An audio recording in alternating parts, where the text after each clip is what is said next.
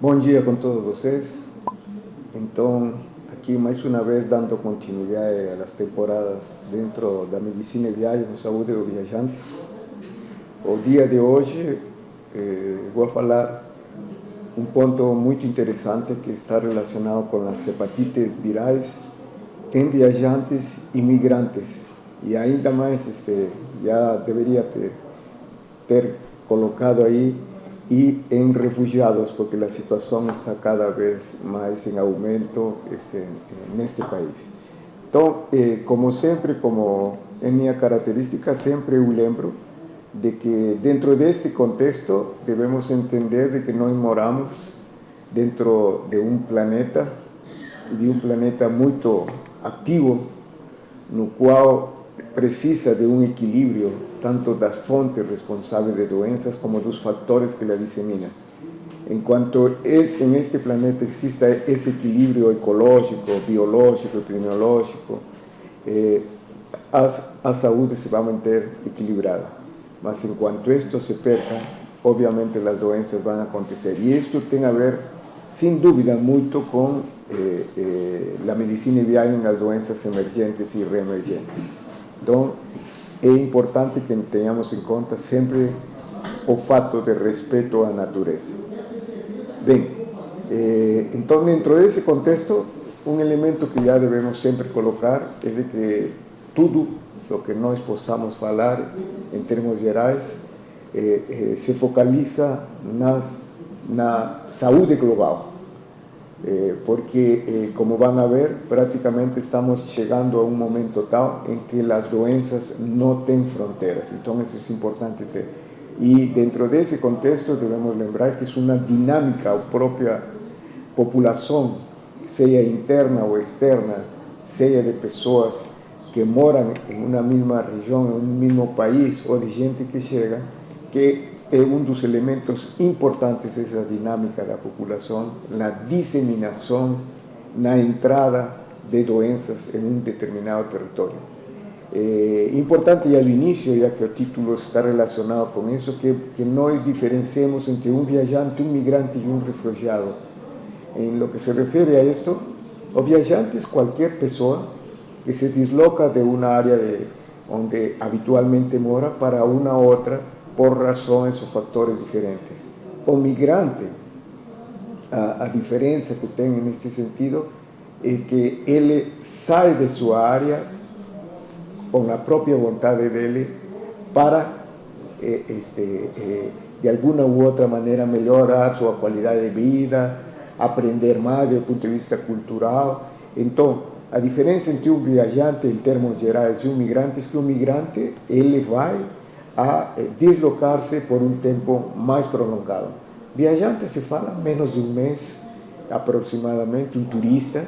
Un migrante no es ya más de un mes y él va con una finalidad y, como falo, un fato importante de forma voluntaria.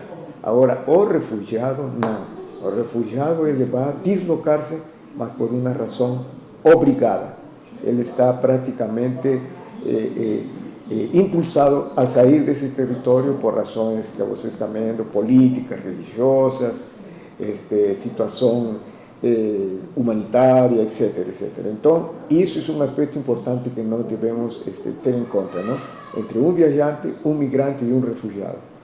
Y en ese sentido, las doenças, obviamente, tienen a ver mucho con esa dinámica. Ahora, fuera de eso, también tenemos que importante saber que além das populaciones, tenemos otros aspectos que son las doenças transmitidas por vectores, donde el ser humano también interviene, mas aquí sí de una forma indirecta, porque él puede propiciar, mudando aquellos aspectos climáticos, ambientales, o a través de diversos otros sistemas y factores que puedan determinar.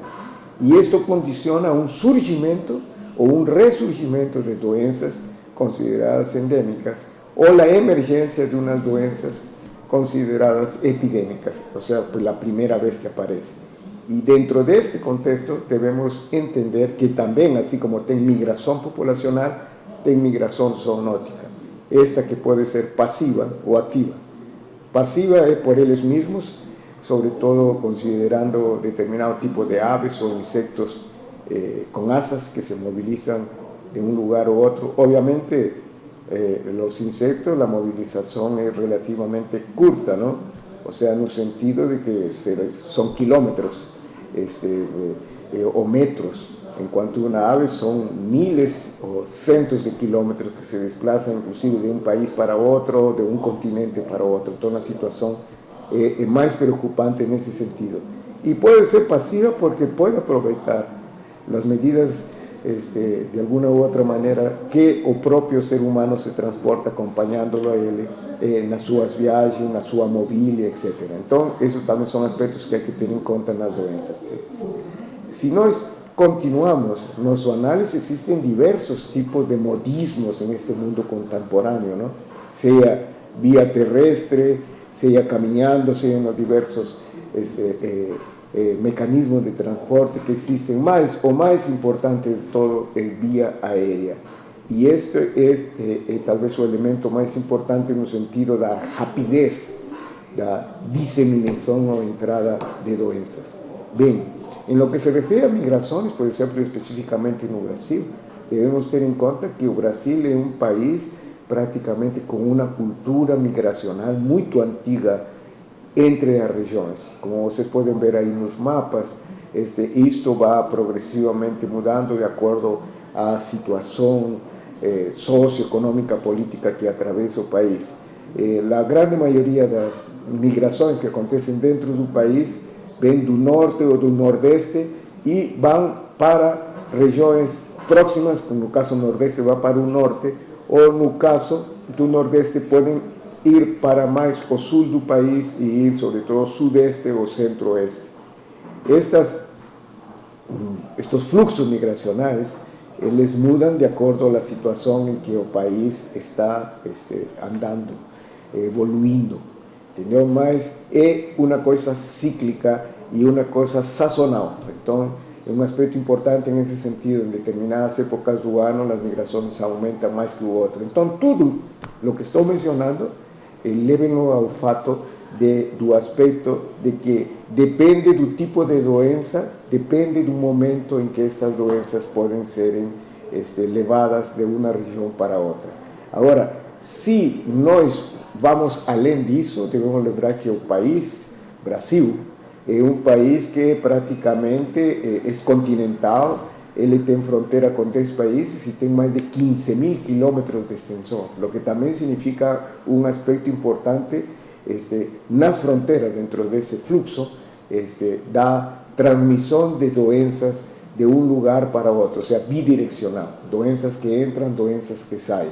Obviamente aqui temos limitantes geográficos, como é a cadeia montanhosa que existe nos Andes, que dividem também, do ponto de vista climático e do ponto de vista geográfico, praticamente as duas regiões. Uma região que vai mais para o Pacífico e outra região que vai mais para o Atlântico, o que determina também a presença de determinadas doenças nessas regiões. Então, esse é outro aspecto que nós devemos considerar.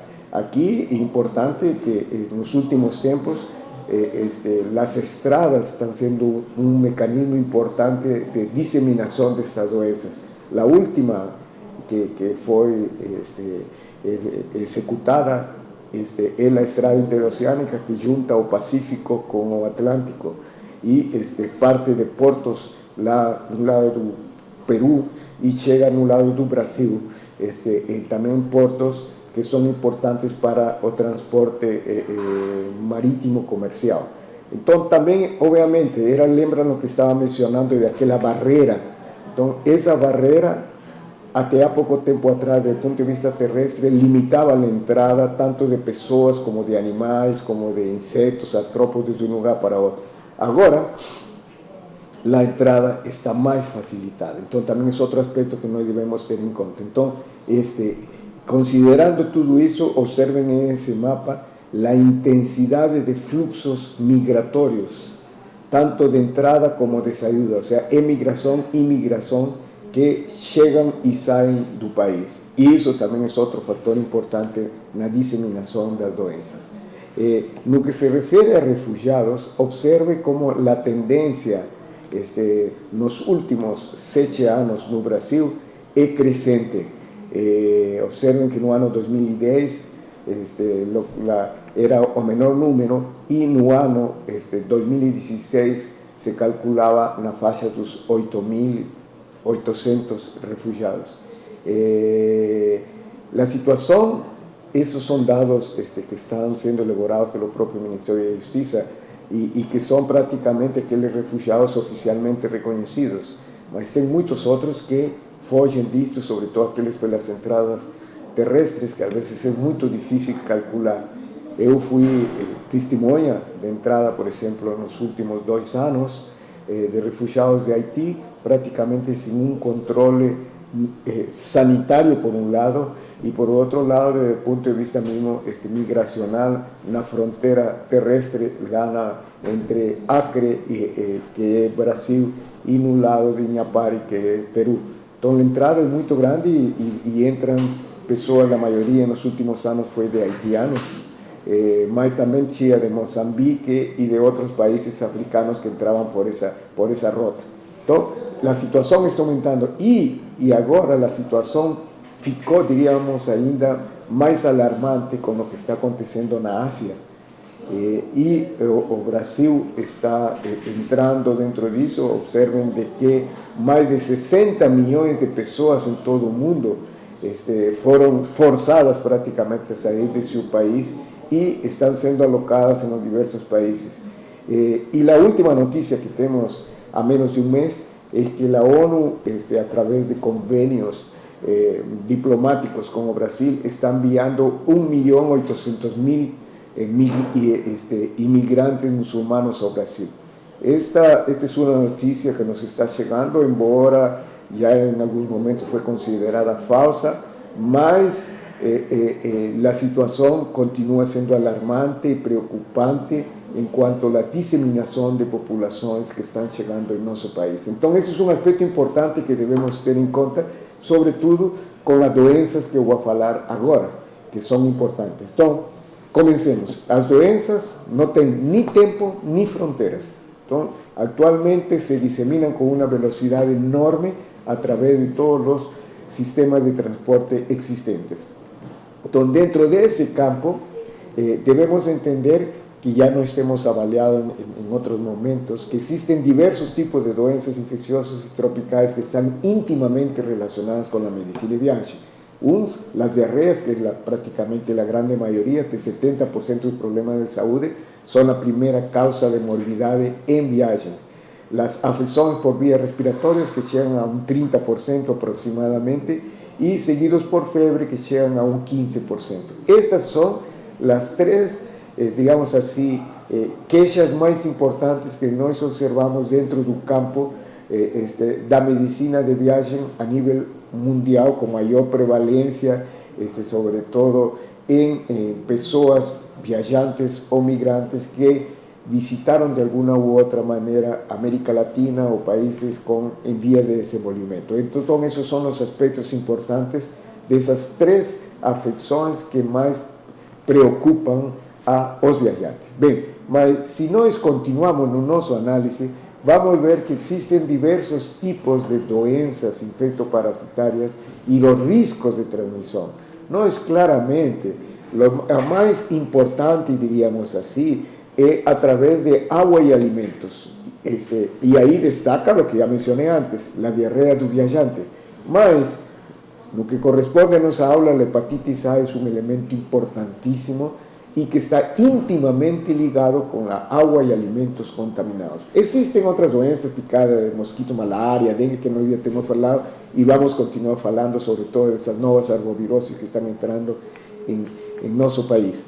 Ahora, o segundo elemento importantísimo que tengo aquí y que no tenemos que discutir es a través de las doenças sexualmente transmisibles, donde entran varias, claro, todas son capitaneadas, diríamos, por el síndrome de inmunodeficiencia adquirida, mas aquí hepatitis B y hepatitis C son ainda más preocupantes que eso, como ustedes van a ver, pelo fato de su naturaleza de ser y pelo fato da extensión que tiene y das características desde el punto de vista clínico epidemiológicas. Y ustedes van a ver que la hepatitis B y C está chegando um momento tal que se tornam muito mais importantes que os vírus da AIDS. Então, e é importante que já tenhamos isso. Então, outras também existem por via respiratória, que também já nós temos discutido em esse sentido, onde tem aqueles vírus da influenza, os mais importantes, que são cíclicos e que passam em determinadas épocas sazonais aqui na América, não? E outras são em contatos com o solo e tem a ver muito com aquelas geohelmintíases, e onde o importante aqui é a atenção, o uso do calçado e sobretudo em determinados locais de diversão. Então, observem que esses são, como uma forma introdutória, as formas das doenças infectoparasitárias e os riscos de transmissão. Agora bem, se nós começamos a entrar no nosso tema, temos em primeiro lugar que conceituar que coisa é hepatite. Hepatite deve ser entendido que é um termo genérico que significa simplesmente inflamação do fígado. E geralmente essa inflamação pode ser aguda ou crônica. Uma das causas dessa hepatite são as hepatites virais, que é o motivo desta aula. Mas podem haver causas por doenças autoimunes, em que o próprio organismo, através de diversos tipos de fatores imunogenéticos, autoagrede a nosso sistema. Temos doenças metabólicas, genéticas, o álcool ou substâncias tóxicas de diversas categorias, que também tem a ver em algumas situações que também já nós temos discutido com as viagens e com aspectos geográficos. Mas o ponto central de hoje são as hepatites virais. Então, as hepatites virais, estas são doenças que mostram uma inflamação do tecido hepático como consequência de uma infecção viral. E esta é importante, todas estas hepatites são de notificação compulsória. Por isso que os profissionais de saúde têm um papel muito importante nesse aspecto e também no acompanhamento das pessoas que têm a doença, que têm os sintomas, para orientar, evitar, controlar, prevenir e em alguns casos, em algumas destas, que já se tem um tratamento, tratar. Entendeu? Então é importante que isso seja bem entendido. A sintomatologia tem um aspecto importante. Realmente as hepatites virais, que é o ponto central, o grande problema que tem é que, na grande maioria, são formas assintomáticas, anitéricas, não tem icterícia, na grande maioria. Algumas delas, em alguns momentos, em alguma fase da doença, podem aparecer algum quadro itérico, ou seja, aquele amarelão que se fala, com acometimento hepático através de insuficiência hepática, que pode ser aguda ou grave, inclusive fulminante, letal. Então, mas atenção, a grande maioria das hepatites, e que é o grande risco que se tem, estas são assintomáticas e anitéricas. Inclusive, na fase de hepatitis crônica, a grande maioria dos casos já da crônica também é assintomática. As manifestações só vão aparecer tardiamente, e esse é um grande problema, não? Um grande problema que o diagnóstico das hepatites só vai ser procurado quando já começa a dar sintomas, e em estágios bem avançados pode produzir quadros sistêmicos relacionados com fadiga, relacionados com acometimento hepático, evidência de crescimento do fígado ou do vaso, e ainda em casos mais severos, que a vezes quando já se evidencia quadros de cirrose ou inclusive de complicação como uma doença neoplásica do fígado. Então é importante nesse sentido. Tudo isto, vocês podem encontrá-lo facilmente, existem vários textos, mas um deles que é muito mais prático e sobretudo a nível da atenção primária de saúde, o Ministério de Saúde editou aquele livro que está aparecendo, aquele manual que está aparecendo aí na parte inferior deste slide, que é o ABCDE, no diagnóstico para as hepatites virais. Então é importante, e a razão de ter colocar ABCDE é porque os nomes dessas hepatites levam esas letras do alfabeto. Inclusive, cada vez más se observa que están apareciendo nuevos tipos de virus que ocasionan este tipo de alteraciones. Las más importantes son la A, B, C, D y E, mas tengo unas dudas con la F, otras con la Y, pelo menos que eu vou mencionar lá no final en ese sentido. Dando então continuidade, eu quero colocar aqui un panorama de cómo es la situación de las hepatitis en el mundo. Observen lo siguiente: las hepatitis virales son responsables de la mortalidad anual de más de 1,5 milhão de personas. Eso significa que es 10 veces más infecciosa que el propio virus da AIDS. Estas hepatitis causan 80% de los casos de muerte do fígado y específicamente las hepatitis B y C son responsables por más de 500 millones de personas contaminadas, lo que significa que es la mayor epidemia de la humanidad actualmente. Ahora, la situación en Brasil es la siguiente: existen 3 millones de brasileiros contaminados. Estos dados ya están un poco desactualizados. Probablemente el número es mucho mayor que esto. Entre los años 2000 y 2010 fueron 300.000 casos notificados y 37.000 personas murieron. Entonces observen la trascendencia, la importancia que tienen las hepatitis virales en un momento actual.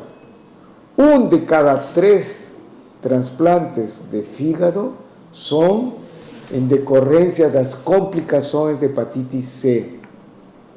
Y la hepatitis C es la que más mata. Son 70% de esos óbitos son causados por la hepatitis C.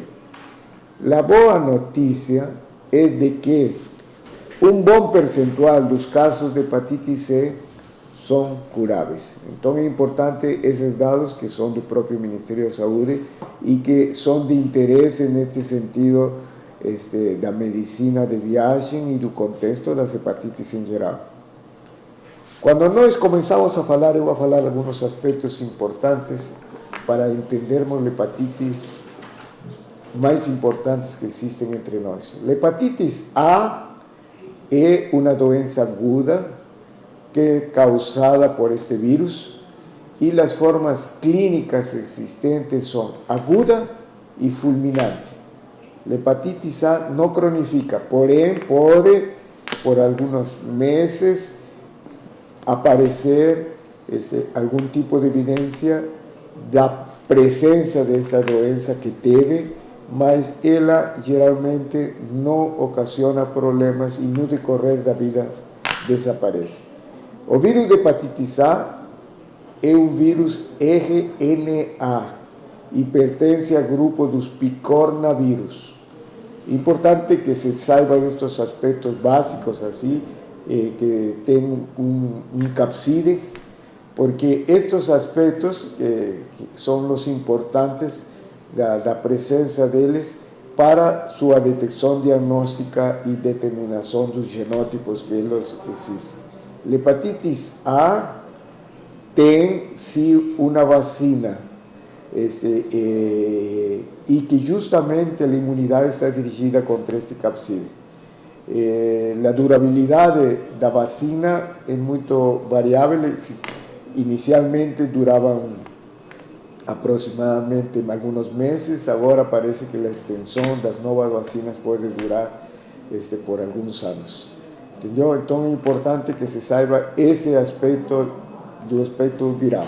La transmisión de hepatitis A es por vía oral, fecal oral, o por contacto interhumano, que obviamente establece ese tipo de contaminación, o ainda a través de agua y alimentos, como yo ya mencioné anteriormente.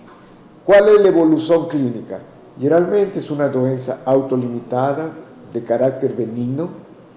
Entre tanto, debemos saber de que aproximadamente menos de 1% de los casos podem ter uma forma letal, fulminante, e, sobretudo, em pacientes maiores de 65 anos. Então, é importante isso. Tá? Como nós fazemos o diagnóstico? Através de técnicas sorológicas. Aqui não vou dar muita ênfase, mas quero que entendam de que existem testes sorológicos. No caso, para hepatitis A, o anti-HAV total. Se está reagente, confirma a doença. O único que nós precisaríamos saber é se é um quadro agudo ou um indivíduo que teve a doença recentemente ou que é resultado da resposta vacinal. Então, aqui quem vai definir é o IgM, que na fase aguda está presente, na fase, diríamos assim, após a doença desaparece. Entretanto, o IgG é o que determina e que revela de que esse paciente teve contato prévio ou é uma resposta à vacina que recebeu, ou seja, está protegido. Então é importante isso, não?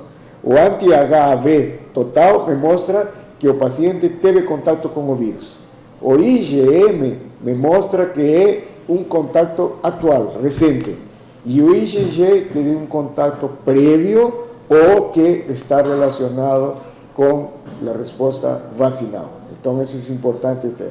Então, um indivíduo suscetível, que deveria ser vacinado, no caso que vai para áreas endêmicas, é um indivíduo que tem o anti-HAV IgM não reagente e o anti-HAV total não reagente. Então, ele é suscetível e ele merece, se lhe recomenda de que seja vacinado. Então, é importante ter essa informação.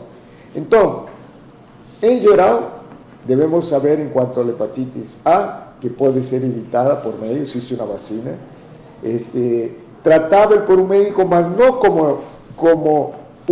como a doença viral, sino no sentido da manutenção, dar sintomáticos, da recuperação. O paciente deve fazer repouso, deve manter certo tipo de alimentação rica em carboidratos, mas com uma pouca carga a nível proteico na fase que ele se encontra. Para confirmar, além da clínica, requer um diagnóstico médico, clínico e laboratorial. E a forma que se dissemina é água ou alimentos contaminados.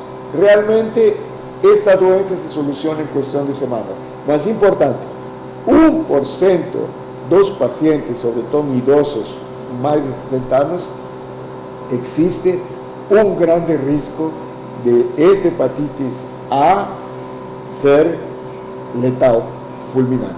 Entendeu? Então, esse é um lado importante a ver. Em lo que se refere a hepatite B, este é um outro vírus da família dos hepataviridae, e este é um vírus DNA, diferente do anterior. E há que entender de que este vírus, como vocês podem ver aí, é um vírus que tem um envelope viral e que dispõe de uma enzima específica, que é o DNA polimerase, que é importante justamente dentro dos aspectos, tanto para o diagnóstico como para a evolução da doença. Como se transmite o vírus de hepatite B? Lembremos que o anterior é oral. Este é basicamente a nível parenteral. E, sobretudo, e especificamente, o mais importante dentro do vírus de hepatite B é que destacam a transmissão sexual e a transmissão vertical, mãe-filho. As outras também são possíveis: transfusão de sangue, acidentes perfurocortantes, exposições parenterais, trasplante de órgãos, também como uma infecção considerada também de transmissão horizontal, pessoa a pessoa, interpessoal e hospitalar. Entendeu? Então, os mecanismos de transmissão do vírus de hepatitis B de destaque são transmissão sexual e transmissão vertical. Bem,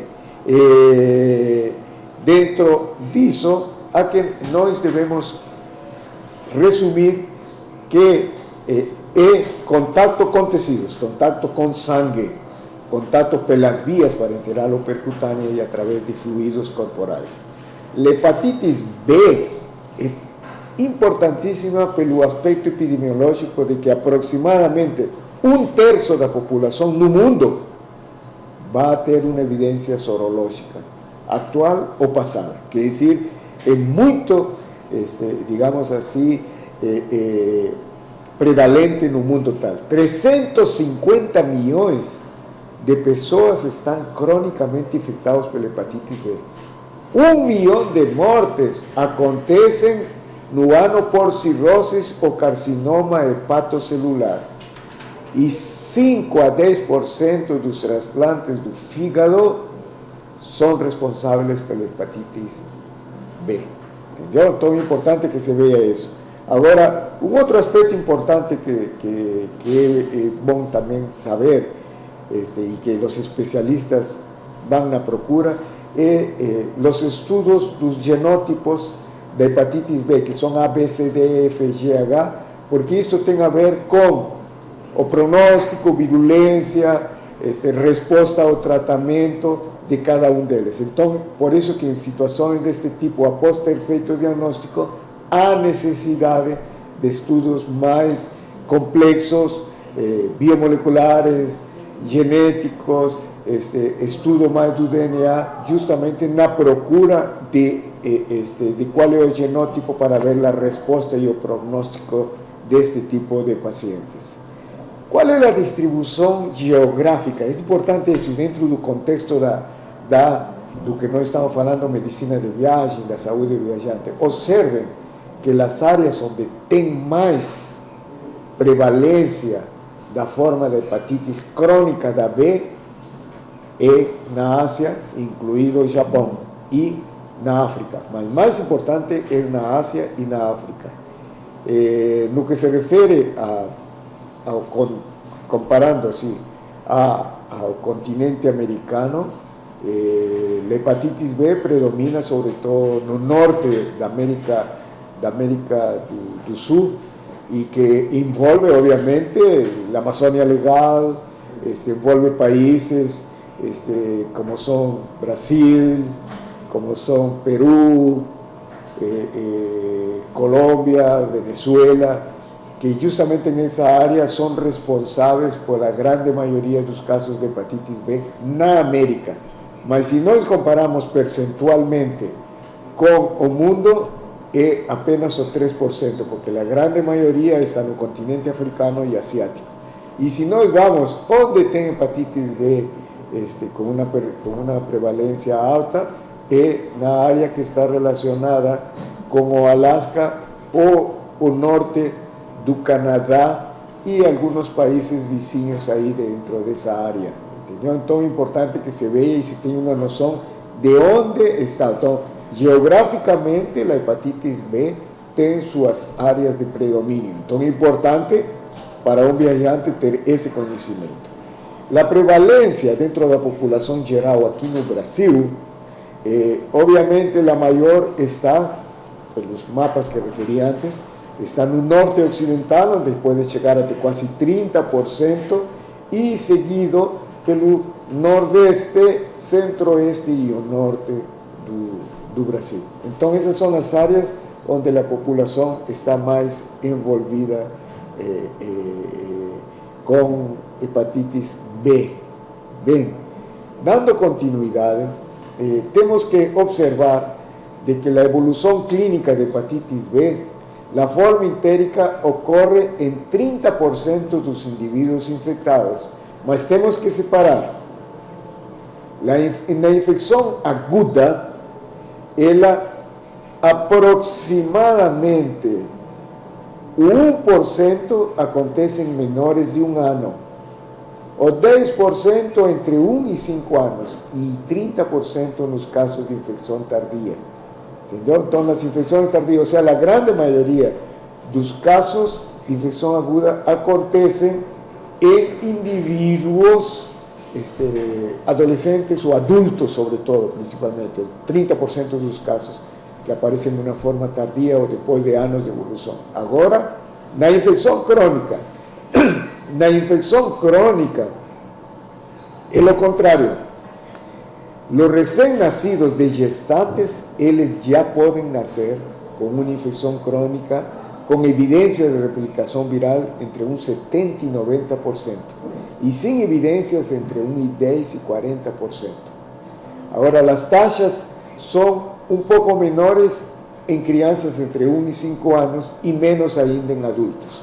Entonces, aquí solo para resumir, debemos entender que la infección crónica se torna más evidente, más importante en neonatos, en recién nacidos, y la infección aguda se torna más importante en adultos en las fases tardías. Entonces también es otro aspecto importante. Ahora ven, lembren lo que yo mencioné antes, la grande mayoría de los casos es anictérica, o sea, ellos son asintomáticos y prácticamente no aparecen. Solo en 30% de ellos es que se puede evidenciar cuadros ictéricos en general. Entonces este es simplemente un gráfico donde se ve lo que yo estaba mencionando, ¿no? De que la infección sintomática es más importante en crianzas, la infección sintomática, la infección crónica es más importante en crianzas y la infección sintomática es importante en crianzas más de 5 años de adultos. Eso está bien claro, ahí pueden ver ese fato que estoy mencionando, ¿no? Infección crónica más importante en neonatos y va decayendo progresivamente a partir del primero a los 4 años y disminuye prácticamente no decorrer la edad.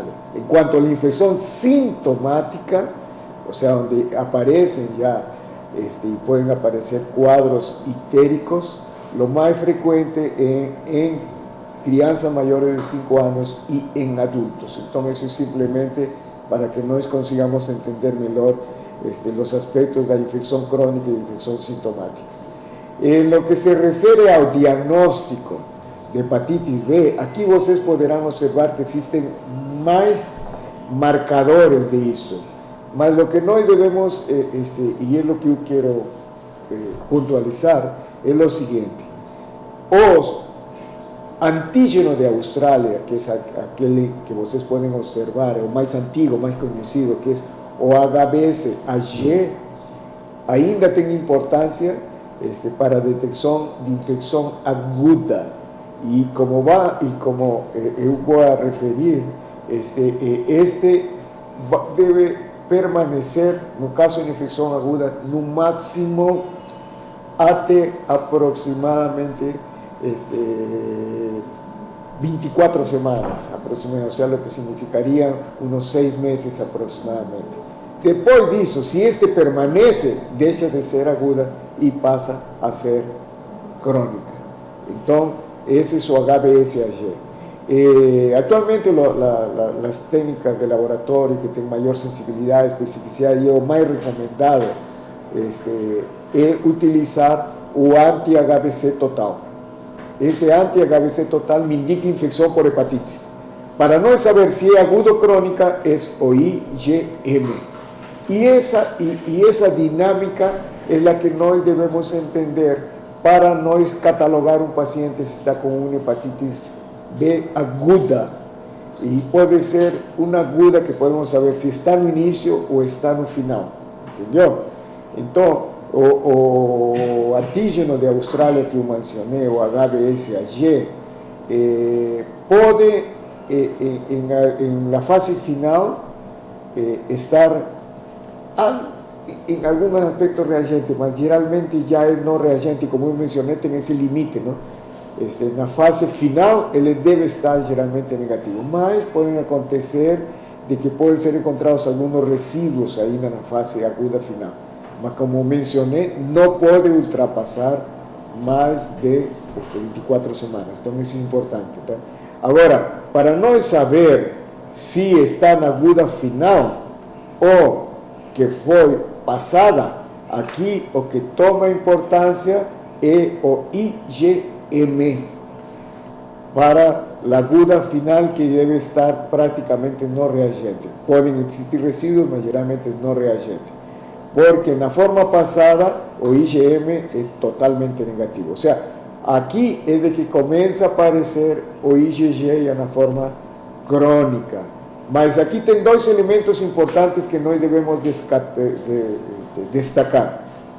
O anti-HBe me vai mostrar justamente de que o indivíduo entrou nessa fase aguda final e de que ele está entrando em uma fase de autocontrole da imunidade. Ou seja, ele teve e seu próprio sistema controlou a infecção.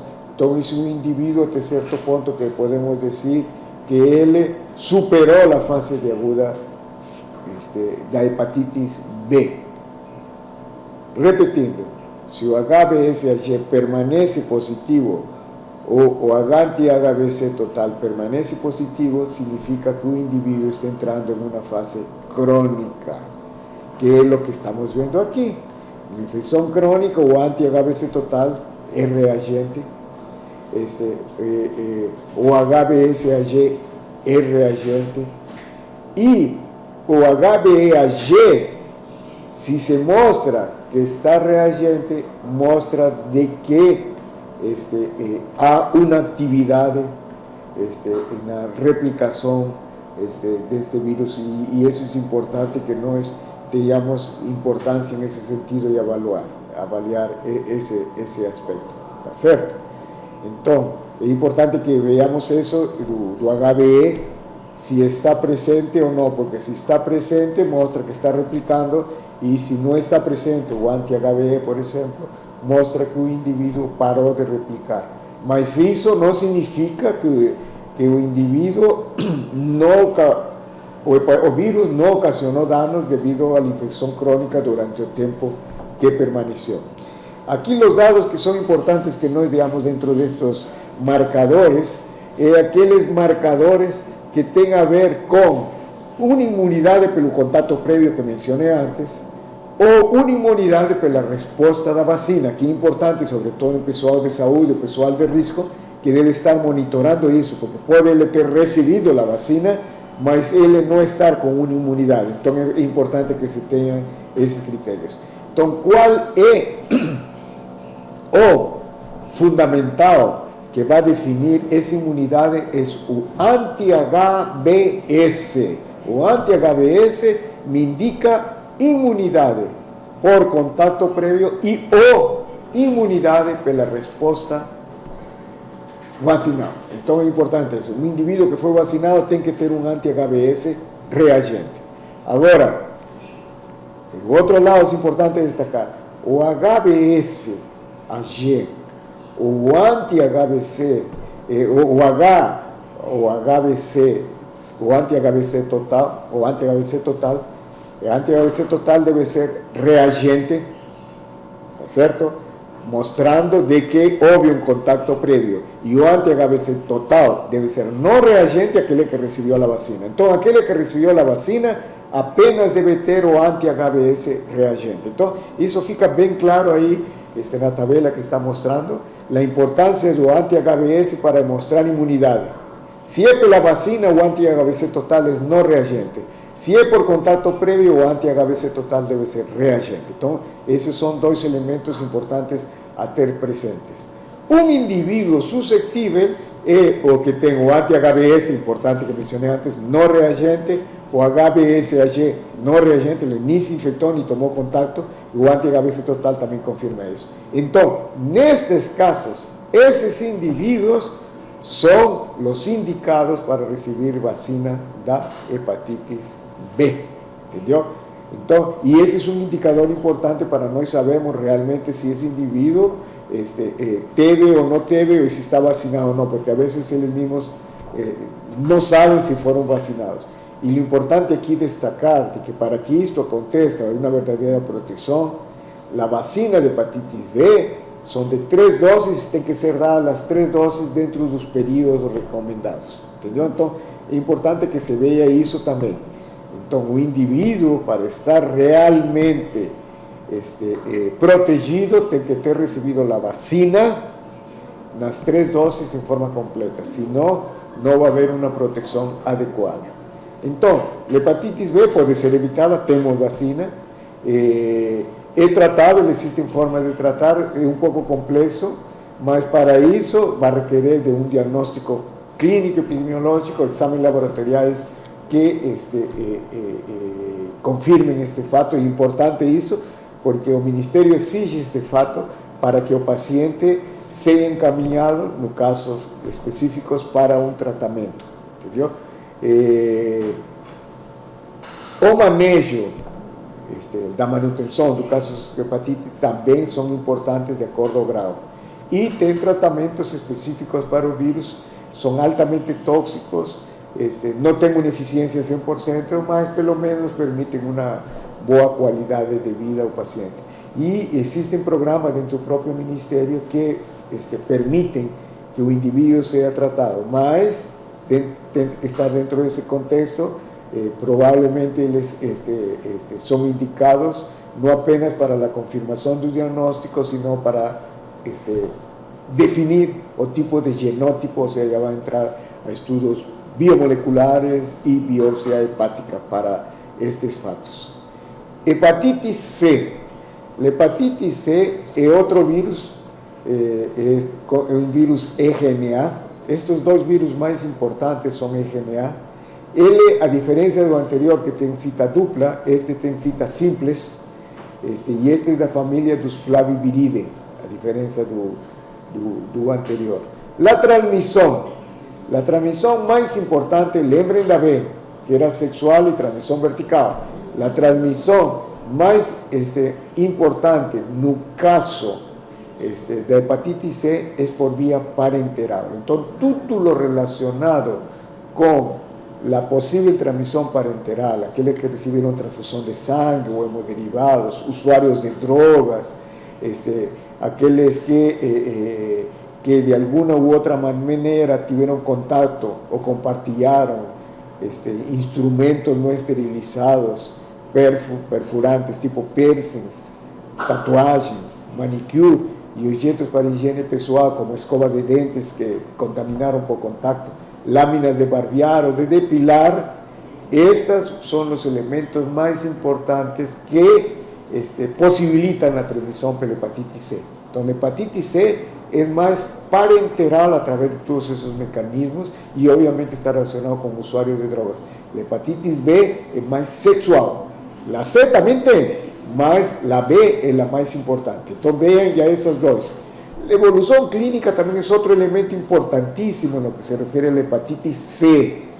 É que a maioria dos casos de hepatite C cronificam, ou seja, praticamente 70 a 85% dos casos cronificam e, obviamente, vão a terminar em formas graves de cirrose. Não? Lembrem que os de hepatite B cronificam também, mas o grande problema também é o câncer hepatocelular. A hepatite C já não está nesse sentido, sino mais no lado de ocasionar mais cirrose. Agora, também neste caso existe, como nós vamos ver, tratamentos complexos também, embora a resposta não é tão, apesar de novas evidências, não é tão eficiente como seria no lado da hepatite B. Então, diagnóstico de hepatite C, aqui é mais simples. O marcador utilizado é o anti-HCV. Esse é o marcador que indica suspeita de infecção pelo vírus de hepatite C. Quando encontrado no soro dos indivíduos suspeitos, este anticorpo não define se é aguda ou crônica, não? Então, também esse é outro aspecto importante. Então, são considerados como casos de hepatite aguda aquele indivíduo que apresentou uma mudança no perfil sorológico, ou seja, soroconversão. Ou seja, que teve um anti-HCV não reagente na primeira testagem e ele teve um anti-HCV reagente na segunda testagem. Então, no caso disto, é importante que se veja isso, não? Um paciente que foi avaliado e saiu suspeito, não? E saiu com um título não reagente, precisa, dentro dos próximos 3 meses, fazer uma segunda testagem y ver si aparece. Si esto acontece, o individuo está en la fase aguda. Ahora, lo cierto es que en la mayoría de los casos a veces no tenemos esa evidencia, sino que un individuo simplemente cuando va para el diagnóstico, él ya va en una forma tardía, y aquí en este caso se observa de que realmente o anti-HCV permanece reagente por mucho tiempo. Entonces, en esos casos, si nós queremos confirmar, se debe hacer o estudo do RNA para confirmar de que o indivíduo está com essa infecção. E esse é um estudo qualitativo, que é o HCV-RNA, e aí sim confirmamos que o indivíduo está com uma infecção crônica. Então,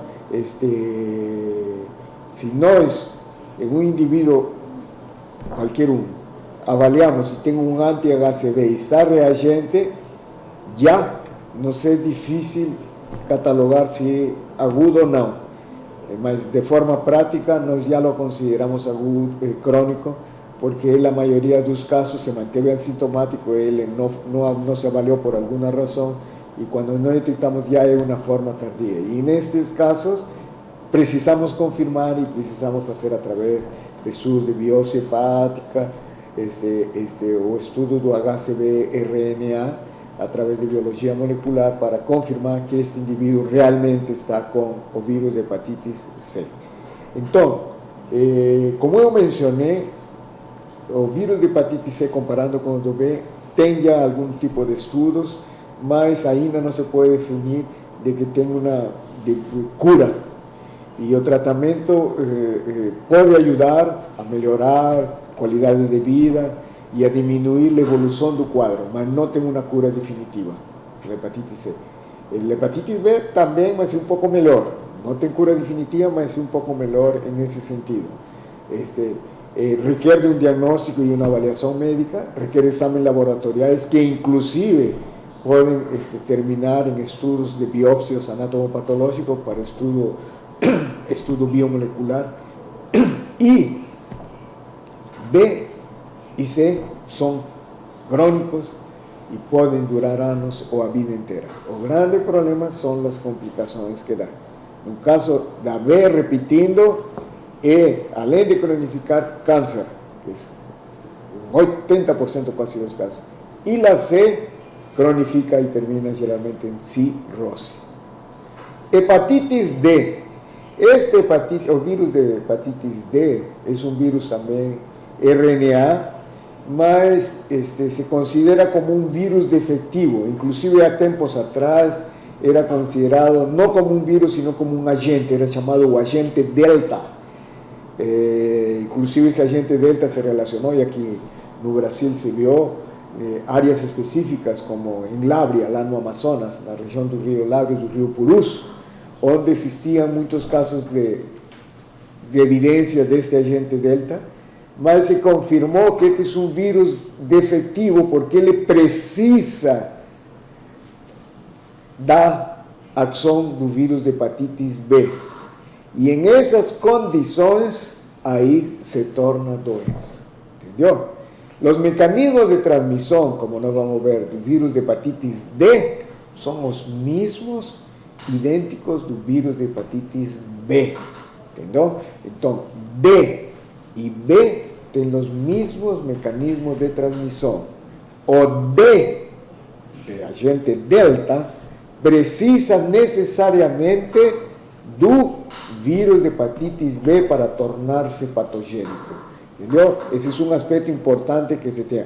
Por si só, ele não causa doença. Mas atenção, mas tem indivíduos que são portadores sem doença. Não manifesta doença, está infectado com o vírus de hepatite D, sem doença. Ele vai ter a doença quando se associa com o vírus de hepatite B. Então aí vem dois aspectos que já nós devemos ter em conta. Onde mais existe o vírus de hepatite D? Então nas áreas onde mais existe o vírus de hepatite D, que se por alguma razão coincide com áreas de hepatite B, a doença se torna evidente. o si por alguna razón un individuo da B se contamina con a D, un individuo que está viajando, tiene hepatitis B y se contamina con o hepatitis D o también llamado o virus delta o agente delta, también va a adquirir la doença. Entonces, esos dos contextos importantes que nós debemos entender bien. Entonces, la transmisión, la misma que la hepatitis B, parenteral, percutánea, fluidos corporales, vía sexual. ¿Está cierto? Ahora, la evolución clínica es importante. Como yo mencioné, cuando es solo hepatitis D o agente delta, la infección generalmente es asintomática. Ahora, cuando se asocia con el virus de hepatitis B, las formas pueden ser graves, puede terminar un individuo, sobre todo con una cirrosis hepática severa, tanto crianças como adultos jóvenes, sobre todo en las áreas endémicas. Y aquí en Brasil, en la región amazónica brasileira. Y como yo mencioné, lá naquela área, sobre todo en la área de la región del Auris, donde más prevalencia tiene, en aquella área dos vales do río Purus, es donde más tem, lá no Amazonas. ¿Entendió? Ahora, esta forma aguda puede se presentar de una forma así fulminante, con mortalidad que puede llegar a 20%, y hay una posibilidad que es crónica, que aproximadamente son 5% de los casos. Ahora, atención, 50-70% de los casos pueden ser superinfección, 5% de los casos pueden ser coinfección. Y de ese total, la gran mayoría, que puede llegar a 70%, llegan a cirrosis. Entonces, aquí nós temos que entender a qué llamamos coinfección. La coinfección es cuando es una infección simultánea de B y D. Entonces, ¿qué es lo que estaba mencionando antes, no? Individuos que moran en área endémica, que se contaminaron en momentos que no son, digamos, impredecibles, tanto por el virus da B como la D. Entonces, esa infección simultánea de un con otro se llama coinfección. Y lembrando, esto es aproximadamente en 5% de los casos que cronifican. Ahora, los casos en que hay una infección que se agrega a un individuo que es portador crónico de B, él ya tiene la B y entró o virus de hepatitis D o agente delta, en este caso es una superinfección y estos casos son graves. Estos casos pueden llegar a un 70% la totalidad de las hepatitis D y pueden terminar en cirrosis. ¿Entendió? Entonces es importante eso. Y aquí lo que no estamos hablando de viajantes, obviamente se torna importantísimo. ¿Por qué? Porque vamos a decir, un paciente viajante con el virus de hepatitis B que llega a las áreas del norte, obviamente las áreas del norte deben ser prohibidas para él, y se contamina con el agente delta o virus D, o risco de él hacer una superinfección, o risco de él hacer una cirrosis es muy alto. Entonces, atención inclusive ahí para los viajantes. Los marcadores que van a definir, aquí es muy parecido a que la da C, es muy simple. O anti-HDV total me indica infección. Mas, atención, era lo que falei, puede ser que el individuo esté infectado, mas estar asintomático. Solo se va a tornar doente cuando, além do anti-HDV total, mostre evidencia de infección de hepatitis B. Entonces aquí, o anti-HBC total o HBsAg son importantísimos porque si asociados me confirman la presencia da doença. Inclusive, às vezes, esse fato já me mostra que há replicação desse vírus. Entendeu? Agora, então, isso é para o diagnóstico. Agora, para o acompanhamento, nos vai servir es basicamente o HBsAg si está presente o anti-HBC total si está presente para decirnos si este individuo entró, ya está en la fase crónica o está en una fase, diríamos así, intermediaria o que prácticamente no va a hacer problemas graves. En hepatitis D, aquí importan la inmunoglobulina M y la inmunoglobulina Y para definirnos de que se trata de una infección reciente o de una infección pasada. Y este límite son 12 semanas, o sea, en 3 meses una hepatitis D puede mostrar evidencias de cronificación. Entonces aquí debemos entender que o anti-HDV total me muestra de que el individuo debe o tiene o título compatible para o diagnóstico de hepatitis D. Entonces eso que va a determinar. Ahora, si agudo o crónico, ahí va la inmunoglobulina M para decir reciente y AG para decir que es una forma más crónica. Entonces, la coinfección, como está hablando de la simultaneidad, entonces va a estar presente los anti-HDV total IgM y o anti-HBC total IgM o HBsAg, con mayor razón también podría estar presente y parece que es un poco más, en este sentido, tiene mayor sensibilidad, más, o anti-HBC total tiene una importancia también grande, ¿no? En un caso de que no queremos determinar si es una inmunidad de post-coinfección, entonces en este caso, o anti-HDV IgM debe estar no reagente y o anti-HBs reagente. Es muy parecido a que le da vacina anterior que nos estábamos hablando. También es importante que se vea eso. Y si es una superinfección reciente, en una superinfección reciente vamos a tener que o anti-HDV total o anti-HDV IgM están reagentes asociados a un anti-HBC total reagente. Entonces, son criterios, pero você vean que es un juego que existe. O anti-HDV total me indica presencia del virus, o pasada o actual, ¿entendió? Y o anti-HBC total me indica la presencia del virus de hepatitis B, que debería estar presente para no sabernos que es una superinfección reciente. Cuando es pasada, que significa que o anti-HDV total, él puede estar reagente, mas o anti-HDV IgM negativo, como también vamos a observar que o anti-HBC total está reagente, es decir, tiene una infección no pasado, y o anti-HBC IgM negativo, o sea, que me muestra que no es un caso agudo.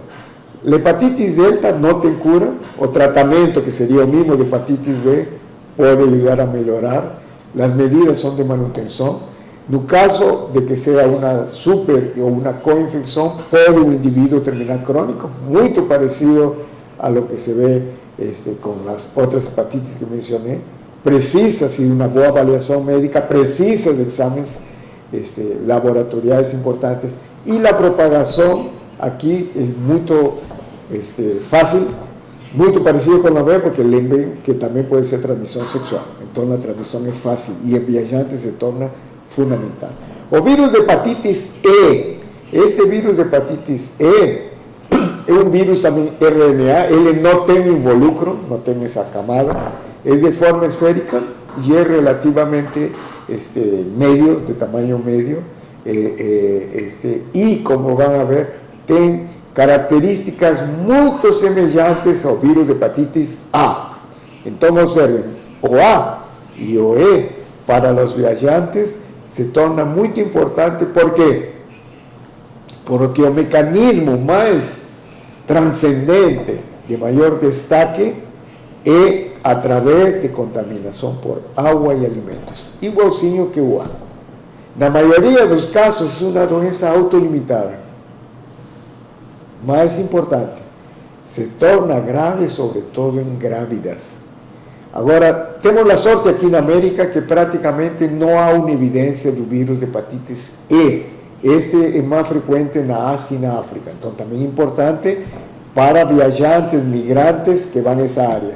Y importante para nós que vamos a recibir y estamos recibiendo un fluxo muy grande de refugiados y o de migrantes que proceden de esas áreas. Entonces, embora nós não temos, podemos ter.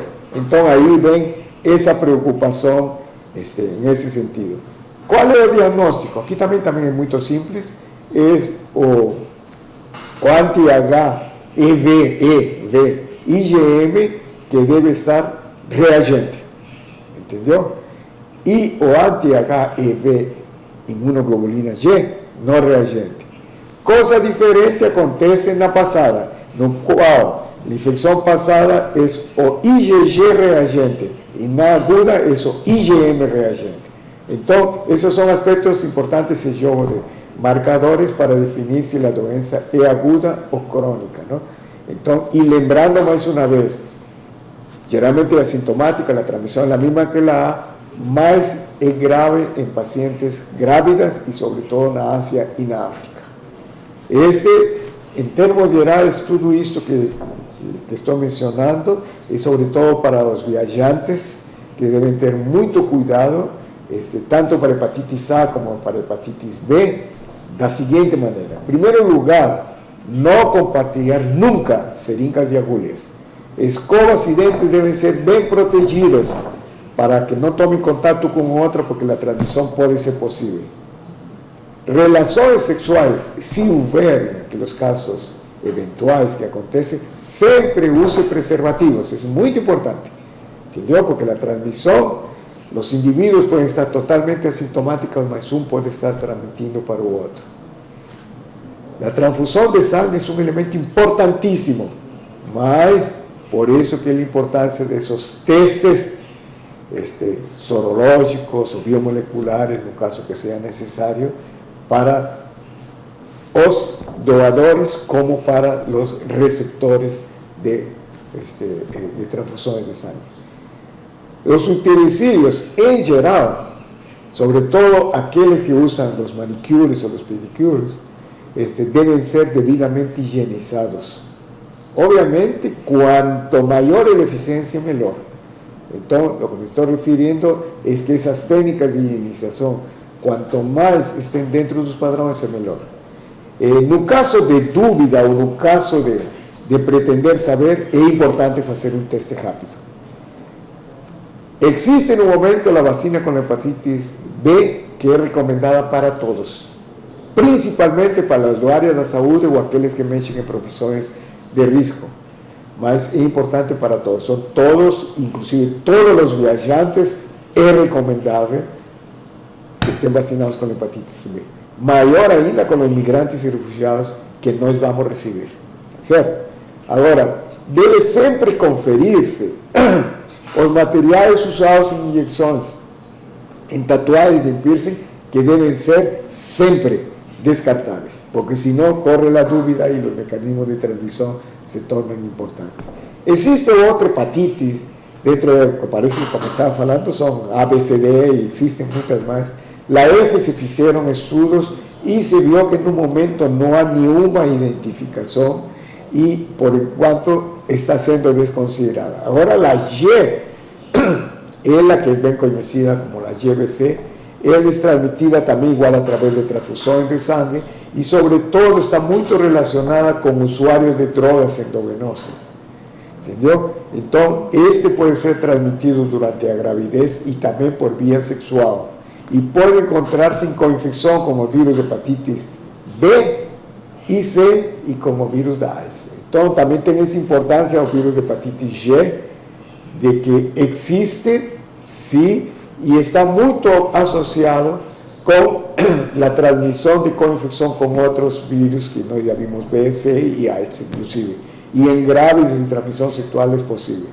Esta hepatite G não tem tratamento, precisa, obviamente, de uma avaliação médica, clínica, epidemiológica, requer exames laboratoriais e, no caso de um indivíduo ter hepatite G, esta pode cronificar-se também e pode durar anos ou a vida inteira. Entendeu? Então, aqui não é simplesmente para mostrar-lhes de que no Brasil existem formas nas quais está sendo, desde o ponto de vista de medicina e viagem, criadas formas de controle, diagnóstico antes da viagem ou após a viagem. E existem tudo focalizado, sobretudo, para as doenças infecciosas. E dentro deste campo, as hepatites estão contempladas doenças transmitidas por água e alimentos ou doenças sexualmente transmissíveis sexuais. Então, aqui estou colocando simplesmente um exemplo aqui que vocês podem ver, que é do Centro de Informação de Saúde para Viajantes, que é uma iniciativa que foi talvez uma das primeiras iniciativas dentro da saúde viajante e medicina de viagem. Está dentro da Faculdade de Medicina da Universidade Federal de Rio de Janeiro. E com muito sucesso ainda se mantém, e é uma fonte de informação que vocês podem encontrar a nível de internet ou no próprio local, que eles avaliam a los viajantes antes e após a viagem. Depois de marcar consultas, tem todo um programa bem implantado. Existem outras iniciativas e eu fico feliz, porque cada vez mais se está trabalhando nisso. Existem já alguns municípios onde montaram especificamente já programas deste tipo. Aí podem observar da Fundação Hospitalar de Minas Gerais, com a Universidade Federal de Minas Gerais, tem montado todo esse protocolo. A Universidade da Bahia começam a serem criadas iniciativas como o Laboratório de Viajante, associado com o Centro de Referência Autoimunobiológicos Especiais. É importante que se veja isso. E, recentemente, no ano 2014, teve uma tese de doutorado da doutora Tânia Souza Chaves, na USP, onde mostra a importância do envolvimento de um serviço de saúde pública para implementar as ações de saúde do viajante. Então, também é importante que se veja isso. Essas são iniciativas que se estão observando cada vez mais, estão crescendo. E em estas se focalizam todas as doenças e, especificamente, essa ênfase na hepatites A, B e C, e a outra que tem menos importância, que é a G. Então, todas elas estão focalizadas dentro deste programa de saúde do viajante, fora do nacional, que, digamos assim, se preocupe em isto, mas repassou para as unidades federais e os municípios para que eles assumam diretamente este tipo de programação. Agora, uma coisa importante que eu observei, que a nível das sociedades existem certas iniciativas. Uma que eu observei muito interessante, que é uma iniciativa do Rotary, asociados con la APPH, que es la Asociación de Portadores de Hepatitis, y la Fundación Mundial de Hepatitis, que crearon un proyecto mundial de erradicación de hepatitis. Aquí en Brasil, si ustedes quieren y tienen interés, ustedes pueden ver ahí, la intención de esa iniciativa es prácticamente chegar a um momento de controle. Lembre que é uma doença muito grande, do ponto de vista de grande importância, não? Então, aí tem o e-mail, observen que está em São Paulo, no Jardim Paulista, e tem esse e-mail, não? contact@hepatitis-0.com. Aí vão a servir toda uma série de informações, como ajudar, como colaborar e participar disso. Concluindo, as doenças infecciosas são ainda as principais causas de morte no mundo. E dentro disso se devem a diversos fatores, como vocês podem ver, e sobretudo a intervenção em ecossistemas, em agentes infecciosos que podem ser os que se estão disseminando através dessa dinâmica populacional ou dinâmica de doenças transmitidas por vetores ou por aves migratórias. E causam, obviamente, a emergência de novos agentes ou a reemergência destas doenças e surtos de doenças infecciosas. Todos esses comprometem a saúde, mas nós vamos só aqui no Brasil entender quando se faça realmente uma vigilância integrada, epidemiológica e laboratorial, e que esta integração leve à implementação de sistemas de laboratório e vigilância epidemiológica ambiental no Brasil todo. Existe dentro desse contexto que devemos entender as doenças que estão aí, sempre estiveram aí, as doenças que por algum fator reemergeram e as doenças que emergeram dentro desse contexto. Então, e isso é uma coisa muito antiga. en relación a los aspectos de migración. Entonces ven desde la época prehistórica y la diseminación justamente trouxe hace más de 12.000 a 3.000 años estas doenças que eran da Asia, de Europa, y llegaron aquí las Américas, ¿no? Los europeos se preocupan mucho y ellos mantienen toda una serie de programas con auspicio de la Organización Mundial de la Saúde, na saúde dos migrantes. No Brasil tem uma iniciativa na criação de um Laboratório Nacional de Saúde Pública, tipo CDC, que seria um novo modelo de laboratório, vigilância e controle de doenças, mas até agora isso não foi bem implementado, está no papel, está engavetado e ainda não se elaborou isso. Mas o que sim se tem é que tem uma rede de laboratórios nacionais de saúde pública que estão coordenados pela Coordenação Geral de Laboratórios, onde tem toda uma série de associados a uma área técnica laboratorial, então toda uma rede de laboratórios centrais de saúde pública em todas as unidades estaduais no Brasil, e cada um com certa especificidade. Então é importante que se veja esse lado. Temos que estarmos preparados, qual será a nova doença que está chegando, então temos que estar muito atentos nesse sentido. La Organización Mundial de Salud crió toda esa red, es un alerta global para las doenças emergentes, que o Brasil faz parte, que se juntó justamente y divulgó a través de sus estados y municipios, y dentro de eso se crearon inicialmente aquel CIEVIS, que es un centro de información epidemiológica y vigilancia de surtos, que está en Brasilia, donde ellos son responsables pelo comando, la operación, y se reúnen diariamente. Ellos funcionan 24 horas al día, ellos no paran, y están todos bien equipados dentro de los sistemas de emergencia y dentro de los sistemas de salud pública, con aviones, ónibus, y determinados tipos de mecanismos para dislocarse de un lugar a otro en un momento determinado. Existe, como ustedes ven, ese telefónico, ustedes pueden contactar con él directamente y pueden notificar y pueden avisar, porque esto es toda una red que comienza desde los núcleos hospitalarios, va para las secretarías municipales, estaduales y los sistemas de vigilancia. Y dentro de eso tem un sistema de vigilancia en salud do viajante, que es uno de los aspectos importantes. La intención nossa é que vocês tenham uma boa viagem, se libertam muito, e para isso é importante que procurem aconselhamento. Aqui em Goiânia, é bom que se saiba que esse CIEVIS que estava mencionando, ele tem um plantão, esse é o telefone que você tem aí, que são 9386-788, e o responsável é o Dr. Leandro Nascimento, e tem esse e-mail, e esses telefones que aparecem na tela, para que vocês possam entrar em contato no caso de uma dúvida, que estamos falando de hepatitis, no caso de hepatitis, podem contactar com ele. Aqui nós tivemos uma iniciativa a nível da Universidade Federal de Goiás, na evolução histórica, seria a quarta universidade que monta uma unidade Sentinela, Centro de Referência em Medicina Internacional e de Viagem, que já foi regulada, estamos trabalhando já há mais de 7 anos nesse sentido, e já temos atividades de informação, educação e comunicação desde o ano 2009, trabalhando junto com o Telesaúde.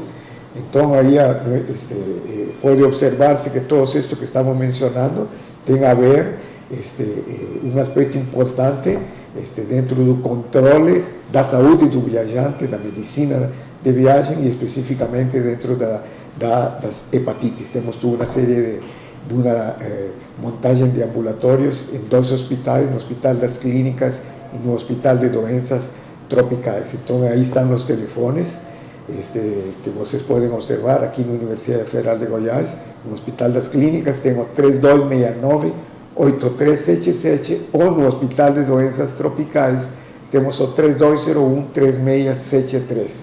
Então vejam que é importante.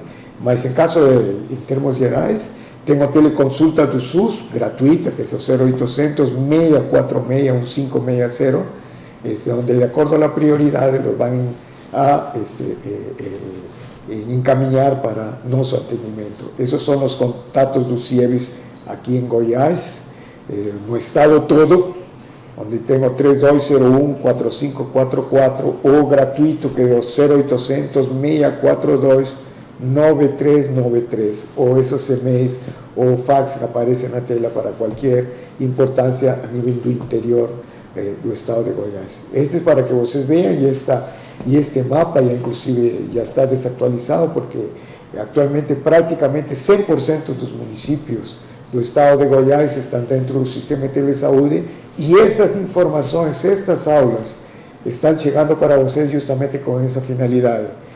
Eu parabenizo, por exemplo, Itumbiara, que foi um dos primeiros municípios que manifestou. Eu espero que estejam avançando. Nós estamos à disposição para ajudar e montar programas deste tipo em relação à medicina de viagens em todo o estado de Goiás, ou as áreas que precisem. Estamos dispostos para dar esse apoio, essa consultoria de como implementar um tipo de consultórios ou de ambulatórios relacionados com isso.